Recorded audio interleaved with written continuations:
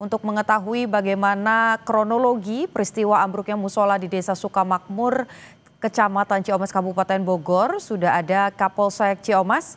Selamat sore.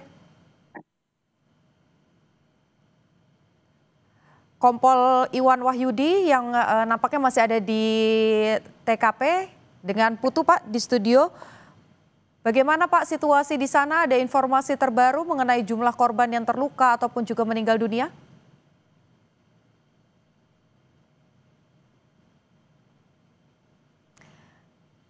Pak Iwan, sepertinya audionya masih di mute atau masih ditutup. Boleh diaktifkan supaya kita semua bisa mendengar suaranya? Ya Mbak, oke, sudah. Baik. Baik, perlu dilaporkan Mbak. Kebetulan kami masih di lokasi melakukan evakuasi korban-korban yang tertimpa ambruknya Majelis Taklim As-Sohibin di Desa Sukamakmur, Kecamatan Ciomas, di mana ambruknya Majelis Taklim ini ada beberapa korban, ya, baik korban yang meninggal dunia maupun korban yang luka-luka yang sekarang dirawat di beberapa rumah sakit yang ada di Bogor, demikian. Pas saya mau konfirmasi, kalau terakhir data dari BPBD ada 30 orang korbannya, ini sudah dibawa ke beberapa rumah sakit. Tapi kalau di TKP sendiri, apakah masih ada korban yang terjebak di sana, Pak? Baik, perlu dijelaskan juga bahwa di lokasi sudah kita melakukan evakuasi pembersihan puing-puing ambruknya Majelis Taklim itu, dan sudah dipastikan clear, sudah tidak ada lagi korban-korban yang tertimbun oleh reruntuhan itu. Dan semua korban kita fokus untuk dibawa ke rumah sakit terdekat yang ada di Bogor, demikian. Oke, sekarang sudah memasuki jam 13:10, sekalian mengkonfirmasi juga, Pak.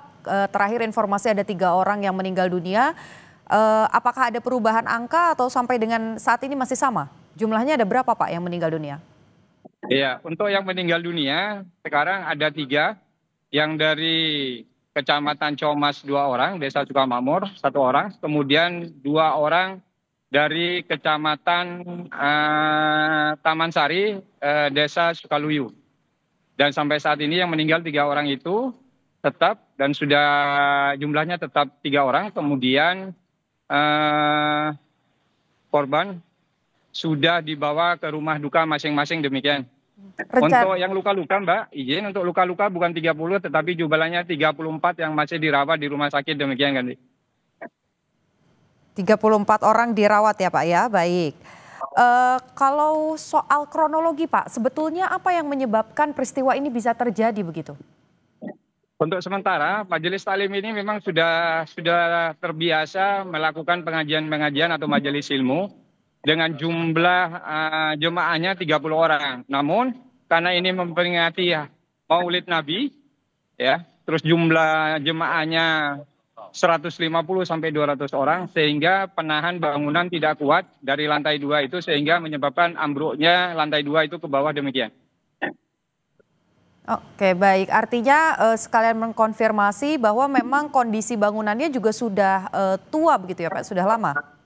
Kalau informasi dari warga, bangunan ini baru, namun demikian karena jumlah berat yang ditanggung bebannya itu terlalu besar sehingga bangunan tidak kuat sehingga ambruk ke bawah, demikian. Baik, sudah ada informasi, Pak, terkait dengan proses pemakaman ini nanti akan dilakukan kapan dan di mana? Ya, untuk sementara informasi karena jenazah baru tiba di rumah duka masing-masing, informasinya dikuburkannya hari ini juga di pemakaman umum yang tidak jauh dari lokasi rumah duka, demikian kan. Baik, satu lagi, Pak, sebelum saya bergeser ke topik yang lain.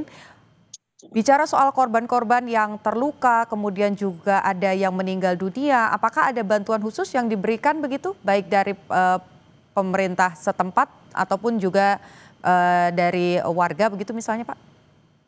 Ya, baik. Untuk bantuan-bantuan sedang mengarah ke lokasi, baik itu dari pemerintah daerah maupun dari tokoh-tokoh masyarakat yang ada di sekitar lokasi kejadian, demikian, Mbak.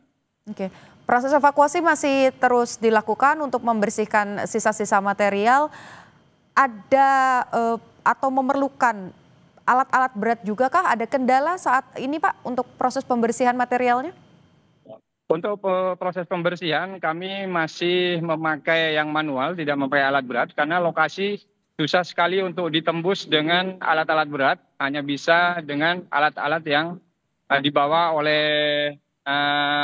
BPPD, Damkar, dan mungkin Mbak Putu bisa lihat di atas masih bekerja para relawan-relawan, baik dari Damkar, BPD maupun warga masyarakat di atas untuk melakukan pembersihan-pembersihan demikian. Oke, Pak bisa digambarkan supaya juga yang menonton di rumah begitu ya, menonton Kompas TV, menyaksikan sama-sama, bisa Anda gambarkan sebetulnya lokasinya itu seperti apa Pak? Apakah ada jalan yang kemudian terganggu ataupun juga dekat dengan rumah-rumah warga begitu Pak? Boleh dijelaskan Pak? Ya, untuk lokasinya sendiri memang di perkampungan.